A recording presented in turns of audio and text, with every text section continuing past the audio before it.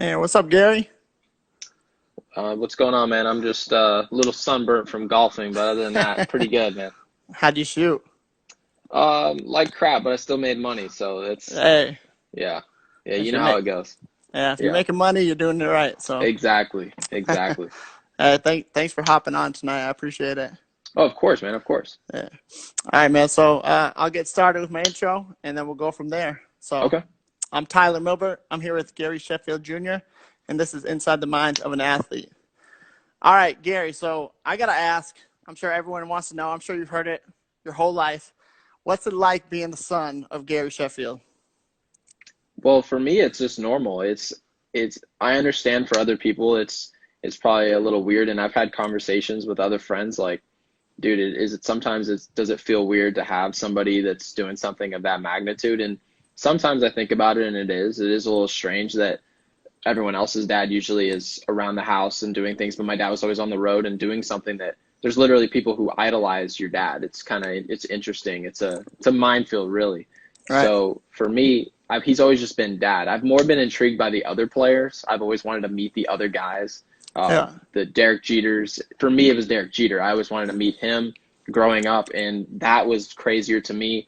Now, if you were the son of Derek Jeter, I'm sure I would feel much different about Right. how I feel about Derek Jeter, but you try not to idolize people that are that close to you. It's always someone that's a little bit out of reach. Yeah, for sure. It's funny you said that because just hearing LeBron the other day, he said when he first saw Jordan, he's like, "Whoa!" Yeah, He's like, "This guy isn't real. right. He's a superhero. He's a god. He's Hmm. this, that, and the other." So, Yeah, for you, I guess you kind of just touched on it with you wanted to meet Jeter. So it wasn't like, "Hey, this is just my dad's friend." Like it was that's Derek Jeter, and kind of a shock. right. Yeah, no, it was definitely like for most people, they were like, "Oh, it must be really cool. They must be really cool having your dad be who he is." But for me, it was much more cool getting to meet those other people that I didn't understand. I didn't get a chance to meet. And then Derek Jeter was really the only guy I was just completely just. I lost my mind. I couldn't even Right. believe what was going on. He was bigger than life. And so Yeah. for my dad, I've grown up and he's just dad. So it was never anything too big for me, obviously. And once you know somebody on that level, you tend to forget what they did professionally. Right. Right. For sure. Yeah, they just become just another guy, just another friend. So. Exactly. Oh, Exactly. yeah, that's really cool, man. All right, so Gary Sheffield Jr., your playing days started at least for junior high, you started at Santan Junior High. Yeah, yeah. Um, and I was asked to say, do you remember Mr. Mine, your teacher from sixth grade? Do you remember him? How in the world did you know Mr. Mine?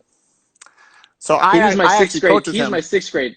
Are you serious? He was my sixth grade teacher. Yeah, Yeah. No, I yeah. remember Mr. Mine was my favorite teacher ever. Like honestly, he was he was the best teacher. He loved playing anchor. I believe it was either Anchorman or it was one of the two. It was I can't remember if it was Anchorman, but he loved. There was some movie that he showed it to us all the time. Legally, he Right. was not allowed to show it to us, but he showed it to us. It was great, Yeah, man. He was awesome, awesome, yeah, that's funny. Yeah, great guy.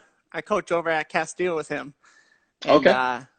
I told him, I said, hey, I got Gary Sheffield Jr. coming on next. He's like, yo, I taught him in sixth grade. Yeah. He's like, see if he remembers me. He said, that kid was the funniest kid in class. So No, I he said, was I'll he show was him out. awesome, man. No, please tell him I said hello. No, he was For awesome, sure. man. He gave me great memories and made me actually enjoy school. Most people hated school. Right. And for me it was like, yeah, you like to be around your friends outside of school, but Mr. Mine was like a friend. He was someone you could laugh with and most teachers don't do that. A lot of them tend to do the bare minimum. Obviously, no offense to a lot of people that teach, but there's a lot of experiences where people have where teachers couldn't care less what they're giving you, what they're doing, and that dude really cared. So Yeah. I mean, he was special for me. Yeah. So let him It's, know. yeah, for sure. It still shows today, especially with the season going on, because I've tried to get him on this to talk to him about it, and Right. he's like, yo, I'm still emotional about it. I can't speak Yeah. yet. So, Yeah. No, um, it's tough. yeah, for sure. But that's awesome that you said that because he's like, yo, let him know. I said hi. Yeah. Let's see. So, did you go all 4 years at Basha? No, actually, I started at Hamilton, and Okay. most people know Hamilton. They had Cody Bellinger. They had a lot of great talent. Mitch Nay, another first rounder. Yeah. And long story short, I was actually in a situation where I wasn't going to play, and Yeah. so I was like, "Wow, that's interesting." Like they had a bunch of seniors on the team, and I was obviously very disappointed I wasn't going to play. I didn't want to spend my junior year not playing, so I ended up transferring over to Basha, which was not too far away. Right. So when I transferred over there, we had our very first game of the season. We played Hamilton, and that's where I hit my first home run, and it was a great feeling, man. It was Right. really cool, especially considering Coach Woods is one of the bigger coaches in the state, and then Yeah. to do it against him was fun, dude. It Yeah. was fun. That's awesome. It's kind of like a, I mean, you respect everyone, especially when you get those guys above you that obviously have made it to the bigs, and it's kind of just like you sat me on the bench, but look what I can do still. Yeah, exactly. And So and I'm wondering how people in the chat know Santan Storm. How does everybody know Santan? It doesn't make any sense. It's literally a junior high in the middle of nowhere in Chandler, Arizona. you got followers, Unbelievable. man. You got followers. Unbelievable. So Yeah. what this kid do when he was younger? That's crazy, man. No, it was I went to a lot of the loosey goosey schools where they just let us do anything. I swear to Right. you, they let us do anything. Hamilton was extremely strict, and for me, I was really laid back. I wanted to have a good time.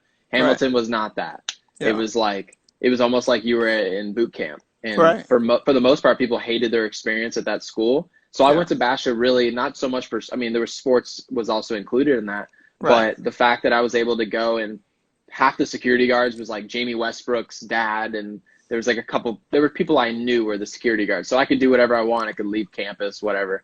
You'd Right. never get in trouble. It was fun. Yeah. Yeah. Yeah. I mean, yeah. High school's all about having fun, and when I Mm, moved out to Arizona, it was pretty much, hey, Hamilton's a baseball school.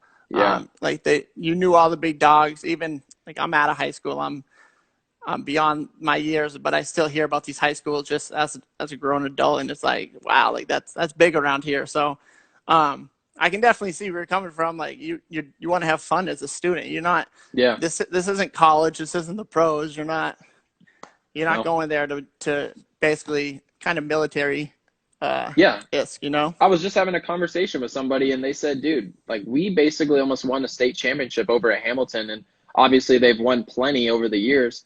Right. But he said I'd rather have been at Basha, and this is like a 4-year starter at the varsity level, Yeah. and they come to find out like after it's all done, wow, I didn't really have as much fun as I would have liked to. I didn't get to really embrace the camaraderie with the team. I didn't get to go out maybe a night before a big game. I wasn't able to have those opportunities. Where at Basha, we were just really playing for the love of the game and for the fun of it. And did it maybe to make us take a step back in terms of winning? Probably did, but when Right. it comes down to it 20 years down the road, most of us didn't get to play professional baseball, and Right. now we remember baseball in the high school level as a positive memory and something that was fun, and they're like, oh, we lost, so it wasn't as good of an opportunity. So Right. in that way I feel bad for them. Yeah. Oh, 100% agree. What's your take? So I'm growing up in New Hampshire, small school. Right. We don't have a football program. We have minimum sports, minimum money at that. So I played 3 years. I played baseball. I played basketball. I played volleyball. Right. Now coming out here, they're bigger schools. They're pretty much one sport athletes. You got to play club. You got to play AAU. You got to play Oh ball all yeah. year round. Hmm. What's your take on that? As an athlete yourself, and kind of like if you see a kid that's just one sport, to me, if I see a kid one sport that can't do any other sport, he's not Right. athletic. Yeah, I mean it's hard to say because you've heard it plenty in sports. There's a lot of politics here where we're playing right now, especially where if you go to big schools in Texas in terms of football, Florida, a lot of great programs there.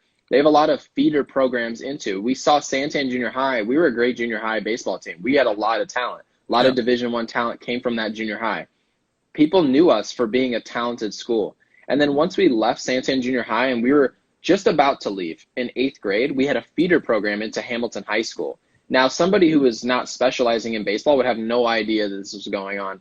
They would just show up. They would show up to practice, and you might get cut. You might be a fringe player that had an opportunity to improve, but instead you got cut because the coach never knew who you were. Right. So in a way, I would still tell people you need to go play other sports. You need to go venture out and become more athletic and be well-rounded. But at the same time, you're not going to be in that inner circle. Like if you don't get the benefit of the doubt, if the coaches and the parents don't know who you are, you might get cut. And most people don't know this, but Cody Bellinger was at Hamilton High School. He didn't make the freshman baseball team. Yeah. And people talk all the time about Michael Jordan, how the fact that he was cut from his basketball team, he was never really cut.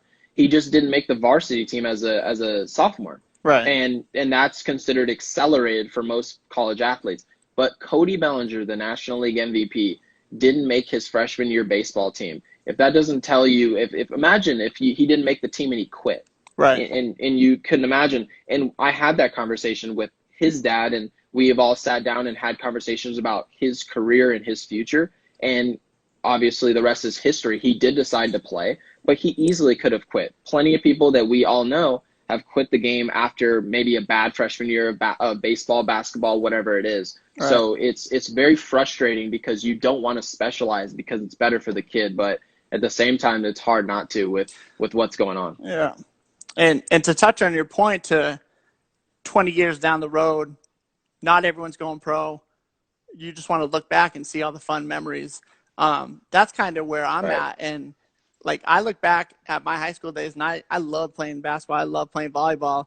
And like baseball, yes, it was great. I excelled at it. But had I only played baseball, I don't know how I would have looked back on high school and just baseball itself. If I said baseball took over my life, I thought I was going, and then I just didn't. Now, it's what's important is you didn't put your identity in one sport. And right. that's like really the gist of it. You don't want to be just known as a baseball player. And that's something I regret. I only played baseball. I never really ventured out. And I was like an athletic player, but who knows what I could have done in another sport. I can never say that. And I was basically known as a baseball player. And that's something that once it doesn't work out, there's a lot of people who have identity issues where they don't understand what do I do? They play indie ball until they're 35. You never really know what mistakes they can make down the road. So it's really hard. Yeah, for sure. Touching on that, where you said you just play baseball and then it just kind of wasn't for you at the end, and and some people can't find their identities. You found your identity by like just talking to cameras, you know. You started up Athletes Wire, and now you're a host for Lakers Nation. Right. Who obviously plenty of Lakers fans around this country. So, first, how did Athletes Wire come about? And so go ahead. Yeah, go. What was the second part of that? I was just gonna say, how did Athletes Wire come about, and then I was gonna say, how did you get into the Lakers Nation podcast?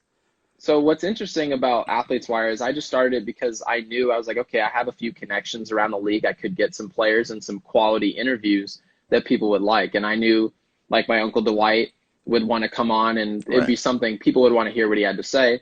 So I just wanted to give them a platform where they could speak and get some new information. Because in my mind, we just get pumped the same information. If you turn on ESPN, all you see is LeBron James, and I love LeBron, but all I see is LeBron highlights, what's going on and now you see like what's going on with coronavirus, and someone speaks on that. You basically get the same Tom Brady to the Bucks, and there's no real variety, and you don't really get to hear what the athletes have to say. Right. But I wanted to create a venue where you could do that. And then once I did that, like one thing led after another. And then a friend knew the host at Lakers Nation and was like, they actually need somebody to co-host the show.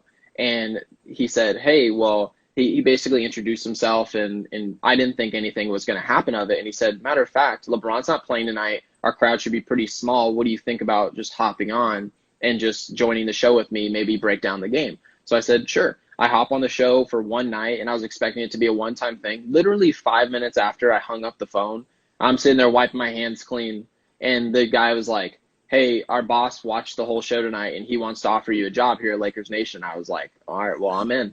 And so, so I took that, and once I did that, a few people like Bob Menery and there are a couple other people that are really big into Instagram and other type of platforms were like, hey, I want to come on to Lakers Nation. And we got like Thurman Thomas, obviously a great Buffalo Bill player. Right.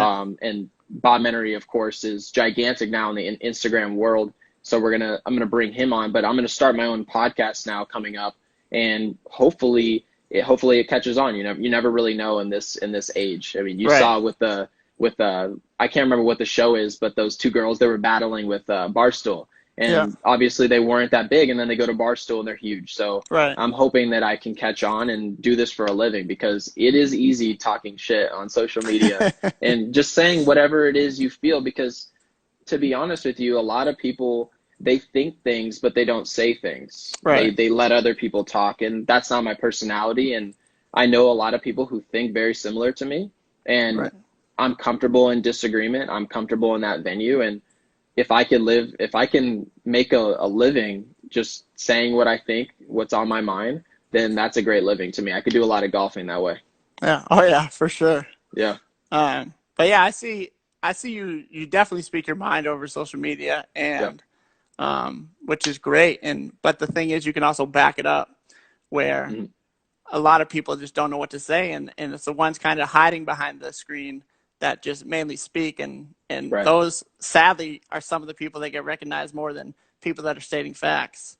Yeah, So yeah, no doubt. And when someone says to me, 'cause I get it all the time, "Oh, you want to live off of your dad's like basically living off of his aura, whatever." Basically, anytime anyone says that to me, I know I'm doing something right, because right. it is bothering somebody. The Yeah. fact that when anybody, if it was Michael Jordan's son, it didn't matter if it was Derek Jeter's son, if they do anything, the only people really that are speaking negativity towards me about speaking my mind, or any person out in the world that's speaking their mind, those people that are upset are not doing anything themselves. They're Right. also not speaking their mind. They're essentially, they have sheep mentality. They want to just listen to what someone says and say, I agree with that, and let that person speak for me. When I'm all for someone like you, yourself, and other people on social media, anyone I follow, to say exactly what they think, and I don't shun them for it. I like to open up a dialogue. So Right. I'm very comfortable in disagreement. So it's going to rub a lot of people the wrong way, but hopefully it makes enough people happy too. Yeah, for sure. I mean,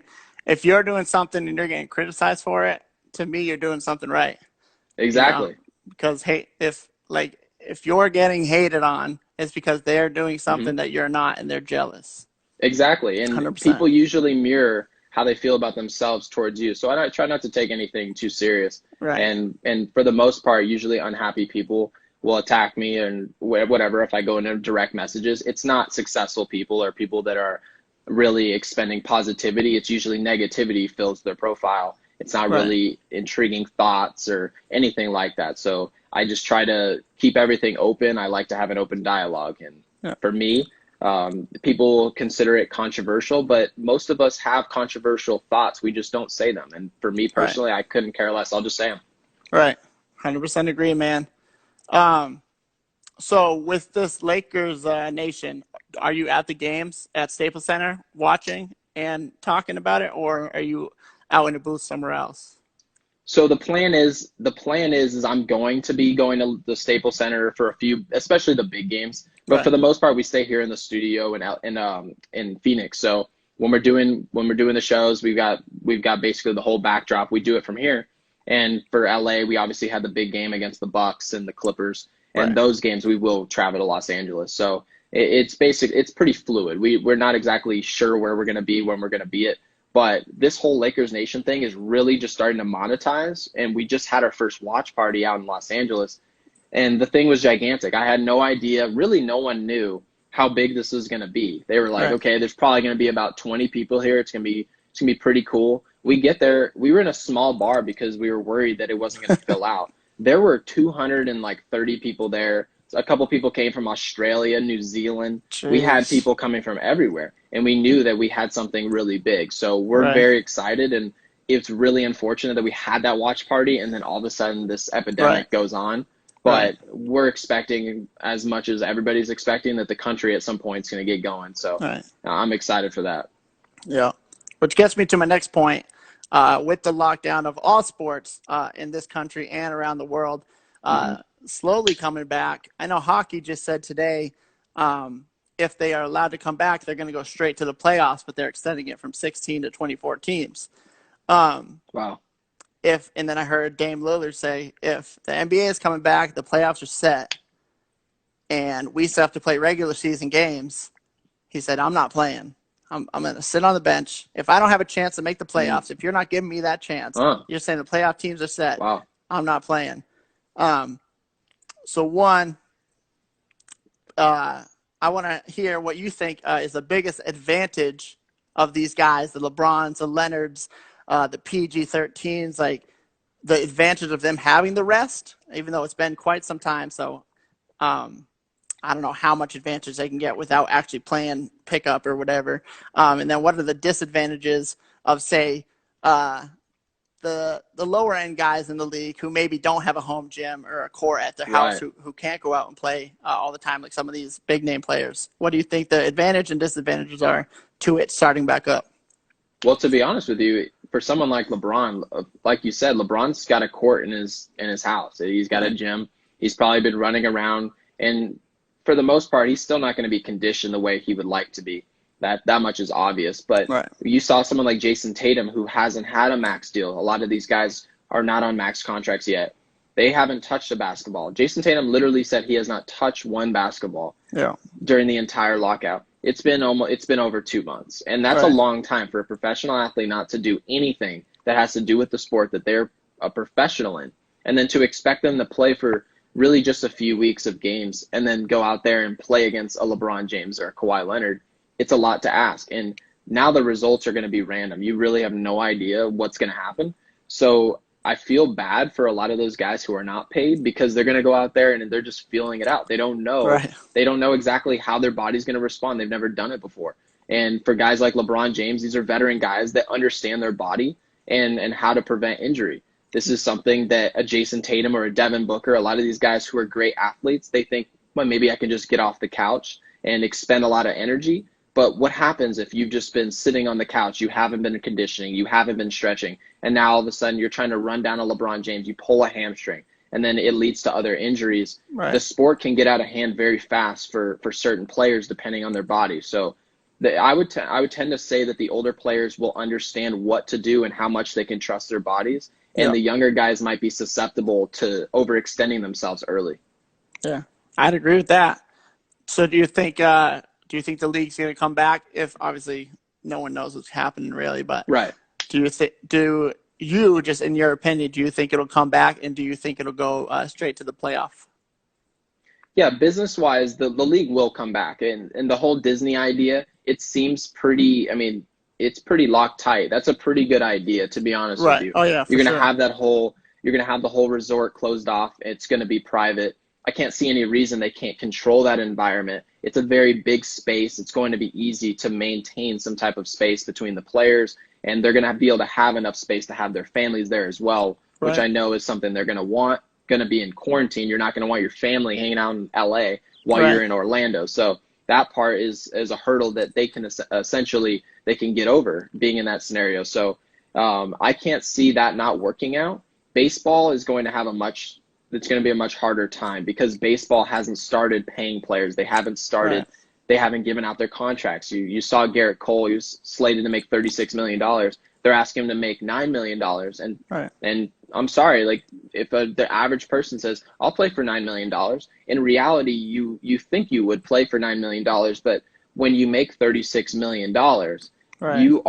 your entire being, you're worth $36 million, and you feel like that. Not to mention he feels like he was probably underpaid for the Right. duration of the entirety of his career so far, Yeah. and to essentially lose 3/4 of your revenue for the year and cop out the owners. Why would a player be willing to do that? I'd Right. rather just sit around and just say we can figure out maybe we need to take equal losses. So in terms of basketball, I fully anticipate since the season's been over with, I expect them to just start maybe 2-3 games, start the postseason, and that whole 16 team thing. I don't think that's going to work out, to be honest with Right. you. I don't think they're going to do that. I believe they're going to do the 8 teams per conference and just Hmm. stick it there and just leave it there because Right. there's a lot of different. I mean, imagine being a team that you ran away with the 8 seed. You're sitting there thinking you're in the playoffs, and now they just kicked you out again. You've got to earn your way back in. Yeah. Really hard. And for Right. teams like Portland, they feel like they deserve an opportunity, and I understand that. But again, you're sitting on the outside looking in. So it's Right. much easier for teams like that to say. So baseball, I'm optimistic. Basketball, oh no, baseball, I'm iffy. Basketball is going to happen. If you can basically solidify, if you're a basketball fan, it's going to be a good few months because basketball is going to be back and the product's going to be hideous early, but they're gonna turn it around quick. It only take them a few weeks. Yeah. Oh yeah, I agree. Um, and touching on the Garrett Cole, like you tweeted earlier, the Yankees housed 700 million last year. Pretty decent, huh? So who are you to say, hey, we're going to give you a cut? The dude you Mm-hmm. just signed long term over the Mm-hmm. offseason, you're going to go after him and say, Right. hey, your 36 is now looking like 9. Right. It's insane how these mega millionaires just think the players make you the money. Mm-hmm. Make your players happy. Yeah. It's it's crazy. It's Yeah, no, crazy. they're really they'd like you to think, okay, this is an attack on the players, but really it's just an attack on the upper echelon players. When they talk about who's going to be taking the discount, it was going to be the guys who are making 500, 600K who have been in the league for maybe 2, 3 years. They're not really taking any discount. Right. But the players like Garrett Cole, they want them to say, I won't play for $9 million, or get a Mike Trout. I won't play for $10 million. That's not going to be enough. Right. And what it does is it creates a rift between the fans and a Mike Trout or a Garrett Cole. You won't play for $9 million. I'm working over at the hospital for $45,000, and I would do it for 30 if it meant to keep this up and running. But Right. the reality is there's no perspective in that. When you make when you make $30 million a year, you're not going to travel back and do something like that and take $9 million. The perspective of it is there's a reason that not one player, literally not one player, has said, I'll just give up 90% of my salary. I want this thing to go. There's Right. a reason we haven't seen one player say that. We've seen other guys go the other direction. We saw Blake Snell come out and speak. We saw Bryce Harper come out and speak, and they got crapped on. I'm sorry. The people came out and said, you're really gonna be out here talking. We gave you $330 million, but the reality is they're owed $330 million because they negotiated for that, and there Right. shouldn't be a risk to signing those contracts. The owners should be really 2 feet in the bucket when they sign a player, Yep. and if the players really shouldn't be the ones that are going to work their entire lives to get to this point and then just have to sacrifice for the ownership. Right. Agree. All right. So this news came out the other day. The Pensacola Blue Wahoos, the Mm-hmm. farm team for the Twins, they said, "Hey, we'll give you our stadium for 1,500 a month or a night. You have access to the whole field. You have access to the batting cages, the clubhouse, etc." Um, What? yeah, 1,500, 1,500 a night? Okay. 1,500 a night. So Okay. I got one question for you. We'll say if you were to field, including yourself, if you were to field a 9-man team, who would the other 8 players be? Oh, and all Major League Baseball? Yeah, or all history of Major League Baseball, or your boys Well, I'll at tell you, Barry Bassett or whatever. Bonds. Yeah, I mean, well, if we're talking about all Major League Baseball, I'm definitely gonna go. I'm definitely gonna go. Barry Bonds is my first pick. To me, he's the best player ever. Terrible arm, wasn't really a good fielder, and it didn't matter. Right. The dude was an absolute dynamo with a bat. It was Yeah. stupid. Like honestly, him and Miguel Cabrera. I put Miguel Cabrera. I'll put him at third base. It didn't. Those two guys to me, there were no better hitters than Miguel Cabrera in his prime, and then having Barry Bonds. And people can say whatever they want about Barry. If you threw a ball an inch outside the plate, he wasn't swinging. You threw it on the corner, he was taking you deep. And Yeah. he understood the strike zone better than any other player. He was like a contact dude Right. who can hit for power. So I'm going to go that. I'm going to give you – that's tough. I'm thinking Ichiro, and Okay. because prime Ichiro was probably the Phenomenal. best all-around player. And I'll go with Trout. Yeah, so and we do that. We go for the outfield for there. And I know I'm going to catch a lot of slack. A lot of people are telling me that A-Rod, they liked A-Rod at shortstop. I'll put A-Rod at third base, and I'll give myself a Derek Jeter at shortstop. I gotta go Jeter. Second base is tough. I'm a big fan of Soriano, believe it or not. I've Okay. always thought he was an underrated player. I just watched the 0-1 World Series where he was a rookie, and he's out there and almost putting up MVP numbers, just leading the team essentially in the postseason. The dude was a monster. Yeah. Um, I'll go ahead and put Miggy at first base since I just see in the chat about Miggy in third base and A-Rod. I'll put A-Rod at third base. I'll put Miggy at first base. And I'm going to go Soriano at second base. And I know just in terms of total careers and what other guys have done, they've had better careers at second base, like a Roberto Alomar.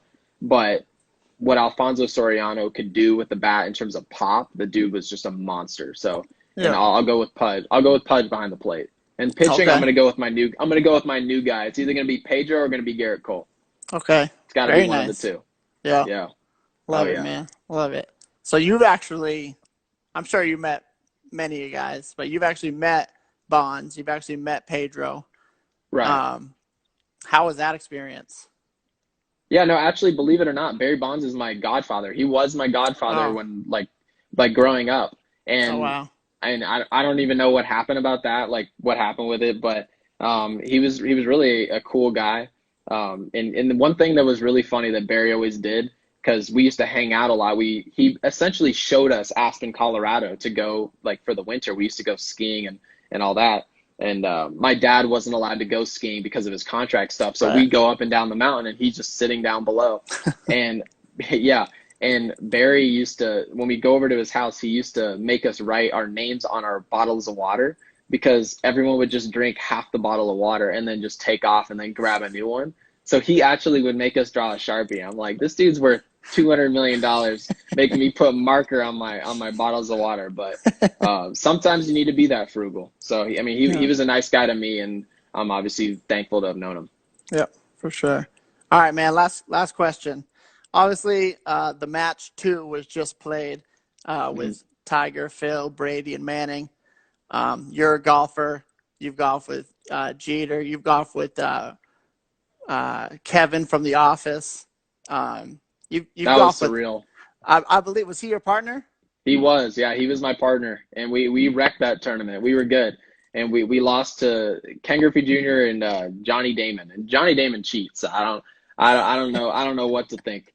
I don't Yeah, know what to think. He'll be behind a tree, and the next thing you know, he's 20 yards up the fairway and he's hitting two. I'm like, dude, no, yeah, no shot. But yeah. great guys, and golfing with Kevin was like, and I know his name's not Kevin, but he's Right, it's Kevin. Brian. Yeah. Oh, yeah. Yeah, Right, right. I call him Kevin. I Yeah. called him Kevin that whole time, and he goes, "You realize my name is like Kevin, right?" I'm like, "No, you're Kevin." Oh, you're Yeah, Kevin, no, man. Yeah. yeah, but he was a cool guy and a great golfer too. So All that right. was honestly like my dad didn't understand when we first walked up. We were trying to figure out who our partners were, and when I saw him, they were like, "Oh, you're gonna be in cart 112." I walked over there, and as soon as I walked up, I put my bag in there. I didn't know it was gonna be anybody. And Right. as soon as I sit down, I look over and I see who it was. And my dad goes, "What was that look? Like, why were you so excited to see him?" And I'm like, "You don't know who that is?" I'm like, "That's Kevin from The Office." He goes, "Kevin?" He goes, "The Office." He goes, he goes, "I've never heard of him." I'm like, "Dad, he's more important than anything that's going on out here." Like, I'm For telling you. sure. But it was really cool. And the fact that he was good was a surprise. So, Yeah, yeah. that surprised me when you said that because Yeah. you see these guys, especially for like charity events. Like Charles Barkley's a big first guy out there when you say bad golfer. So it's Yeah. definitely surprising that you said he was good at golf. But Yeah, no, I you're guess being generous saying bad. Charles is terrible. He fixed his golf swing though. He fixed that little hitch he had. right, That's gone, and that's unfortunate. I was right. looking forward to seeing that the rest of my life, but That was the best part of yeah, his game. it Is was. Yeah, that I don't understand how he didn't get any better. All that money, you don't get lessons. yeah. He just all those donuts he's been eating.